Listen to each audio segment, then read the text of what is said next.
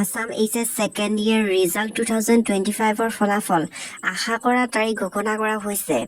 তোমালোকৰ পৰীক্ষা অন্তৰ পৰিছে 17 মাৰ্চত আৰু সকলো ছাত্ৰ-ছাত্ৰী অপেক্ষা কৰি আছে অসম অৰ্থাৎ আসাম HS সেকেন্ডাৰী ৰিজাল্ট 2025 ফলাফলৰ কাৰণে। আশা কৰা তাৰিখ পৰীক্ষা কৰা হৈছে। পূৰ্বতে HSSECৰ নামেৰে পৰিচালিত অসম ৰাজ্যিক বিদ্যালয় শিক্ষা বোৰ্ডে 2025 বৰ্ষৰ অসম উচ্চতৰ মাধ্যমিক পৰীক্ষাৰ ঘোষণা কৰাৰ সম্ভাৱনা এপ্ৰিল বা মে মাহত আছে বা মাজভাগৰ ভিতৰত আৰু আনুষ্ঠানিকভাৱে ফলাফল প্ৰকাশ কৰিব বুলি আশা কৰা হৈছে। এতিয়া তোমালোকে ৰিজাল্ট কেনেকৈ চাবা? তোমালোকে তোমালোকৰ মোবাইলত চাব পাৰিবা। মোবাইল গুগল বা ক্ৰমত তোমালোকে সাৰ্চ বটনত ক্লিক কৰি চৰকাৰী ৰিজাল্ট ফিউচাৰ্ছ বুলি তোমালোকে সাৰ্চ কৰি ল'বা সাৰ্চ বটনত।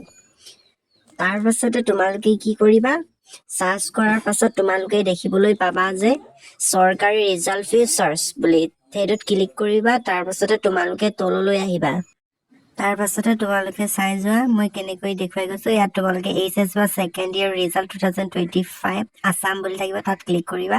মই চিন মাৰি দিছো, চ' তোমালোকে চাই যোৱা। তাৰ পাছত তোমালোকে তাত চোৱাৰ পিছত এনেকুৱা ধৰণৰ পেজ এটা আহিব। তাৰ পাছত তোমালোকে ৰিজাল্ট তাত ক্লিক থাকিব, চ' তোমালোকে তাত ক্লিক কৰি দিবা। ক্লিক কৰাৰ পাছত তোমালোকে ইয়াত এণ্টাৰ ৰোল নাম্বাৰ, তোমালোকে ৰোল নাম্বাৰ এণ্টাৰ কৰি দিবা।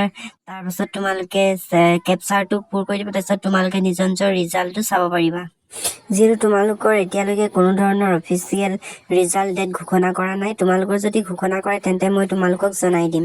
সেয়েহে তোমালোকে এই ভিডিঅ'টো লাইক কৰিবা, চেনেলটো ছাবস্ক্ৰাইব কৰি বেল আইকন বজাই দিবা। তেতিয়াহে তোমালোকে এনেকুৱা ধৰণৰ ভিডিঅ' পাই থাকিবা আৰু তোমালোকৰ ৰিজাল্টৰ আপডেটসমূহ পাই থাকিবা।